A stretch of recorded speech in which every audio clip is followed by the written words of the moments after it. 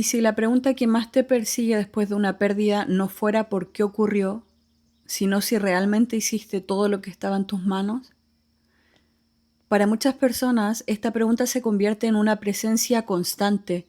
Creían que lo más difícil sería soportar la ausencia o aprender a vivir sin quien no está. Sin embargo, con el paso de las semanas, meses o incluso años, aparece otro sufrimiento igual de agotador, la sensación de estar siendo juzgados por su propia conciencia, revisando una y otra vez lo que hicieron, lo que dijeron y aquello que creen que pudieron haber hecho diferente. Lo difícil de esta experiencia es que rara vez se siente como una emoción, sino que se siente como una sentencia, como si existiera un tribunal invisible evaluando cada decisión que tomaste, cada palabra que dijiste, cada momento en que no estuviste. Además, cuanto más importante era la persona que perdiste, más severo suele ser el juicio. Esto ocurre porque la culpa mantiene una relación íntima con el amor. No suele aparecer donde no hubo vínculo, sino que surge precisamente donde hubo entrega, cuidado y un afecto tan profundo que dejó huellas en cada rincón de tu vida.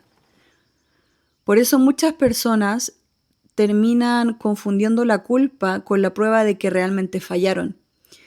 Sin embargo, al observar esta experiencia más de cerca aparece otra posibilidad. A veces la culpa nos surge porque hicimos algo mal. Surge porque amábamos a alguien de una manera tan profunda que cuesta aceptar que no todo dependía de nosotros. El amor quería proteger y evitar el dolor.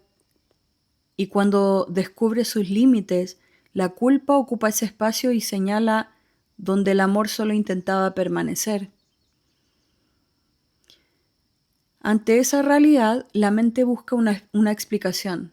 Si fue mi culpa, entonces todo parece tener sentido.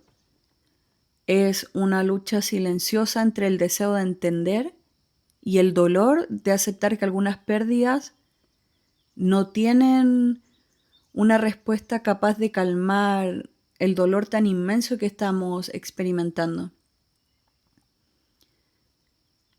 La mayoría de las veces la culpa no intenta explicar lo ocurrido, sino que intenta protegernos de una verdad aún más difícil de mirar. Esa verdad es que amar a alguien no significa poder evitar todo lo que le pueda ocurrir. Esta es una de las lecciones más dolorosas de la experiencia del duelo. Dedicamos gran parte de nuestra vida a cuidar a quienes amamos. Cuidamos a nuestros hijos, nos preocupamos por nuestras parejas, acompañamos a nuestros padres, hacemos planes junto a personas que consideramos indispensables. Poco a poco construimos una identidad alrededor de esa capacidad de cuidar, hasta que ocurre una pérdida y descubrimos que el amor tenía límites que nunca quisimos mirar de frente. Existe una paradoja que atraviesa gran parte del duelo. Cuanto más amamos a alguien, más difícil resulta aceptar que no siempre podamos protegerlo del todo. Por eso cuando ocurre una pérdida, sentimos que debería existir algo que habríamos podido hacer.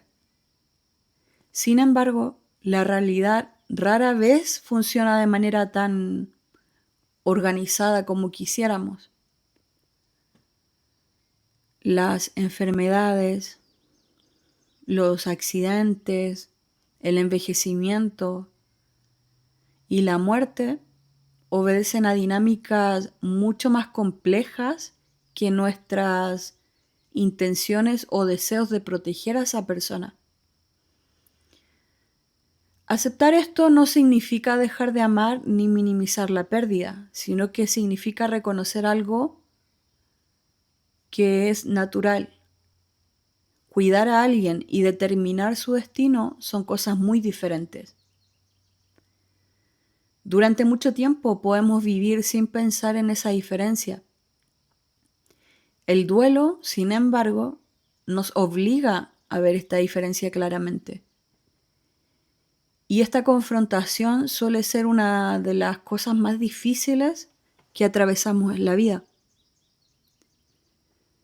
Muchas veces creemos que sufrimos únicamente por la ausencia de quien murió, pero el duelo también afecta la imagen que teníamos de nosotros mismos.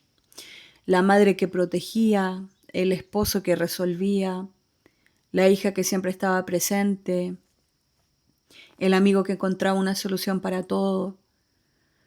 Cuando una pérdida desafía esas identidades, no solamente aparece tristeza, también aparece desconcierto. Porque de pronto debemos preguntarnos quiénes somos cuando ya no podemos sostener la historia que teníamos sobre nosotros mismos. Por eso la culpa suele ser mucho más que una emoción, es una crisis de identidad. No solo pregunta qué hiciste, sino que además pregunta quién creías que eras, porque muchas personas no intentan descubrir un error concreto, intentan reconciliarse con el hecho de que existen límites humanos que ni siquiera el amor más profundo puede atravesar. Lo que está en juego no es únicamente el pasado, sino también la manera en que entendemos nuestra propia identidad. A veces el duelo nos obliga a desarrollar una relación diferente con nosotros mismos. Nos invita a abandonar expectativas imposibles y reconocer nuestra fragilidad. Y aunque esa fragilidad duele, también puede abrir la puerta a una compasión más profunda, no solo hacia otras personas, sino hacia nosotros mismos, porque comenzamos a comprender que vivir consiste en parte en amar sabiendo que no podremos preverlo todo.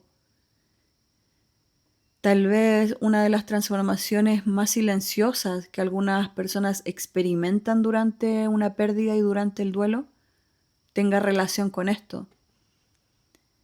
Descubren que la fortaleza no siempre consiste en sostenerlo todo. A veces consiste en aceptar aquello que no pudimos cambiar. Descubren que la compasión no es excusar cualquier cosa, sino reconocer con honestidad los límites de nuestra condición humana. Y también descubren que el amor no se mide por nuestra capacidad de impedir la pérdida, sino por la profundidad con la que acompañamos la vida de alguien mientras estuvo aquí. Con el tiempo, algunas personas comienzan a notar un cambio sutil. La culpa no desaparece de golpe. No existe una conversación mágica ni una explicación definitiva que la borre. Pero poco a poco empieza a transformarse. Deja de actuar como un juez permanente y comienza a revelar algo sobre la naturaleza del vínculo que existió. Detrás de muchas culpas aparece una verdad sencilla y dolorosa.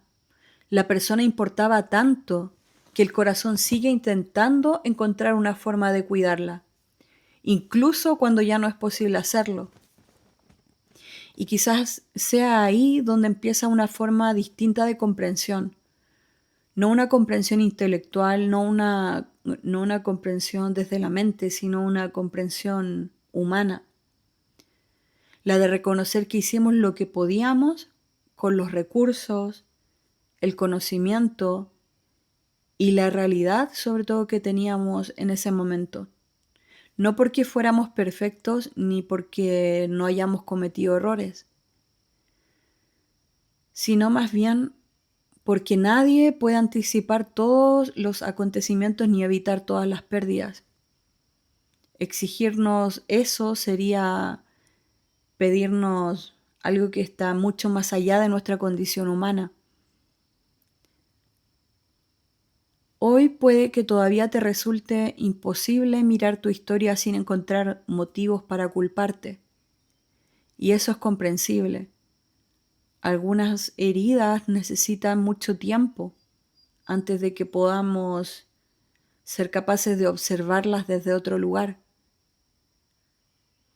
Pero también existe una verdad que permanece y que merece ser observada. Nadie conoce por completo el resto de su propia historia. Nadie sabe qué comprensiones surgirán con el paso del tiempo, qué conversaciones tendrá consigo mismo, qué nuevas formas de amor aparecerán o qué aspectos de su identidad seguirán transformándose. La pérdida forma parte de tu historia. La culpa también puede acompañarla durante mucho tiempo.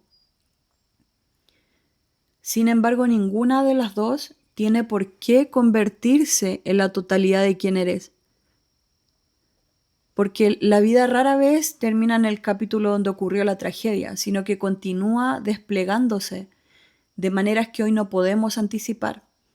Y aunque no exista ninguna promesa de alivio inmediato, tampoco existe la certeza de que hayas visto todo lo que tu existencia puede llegar a contener.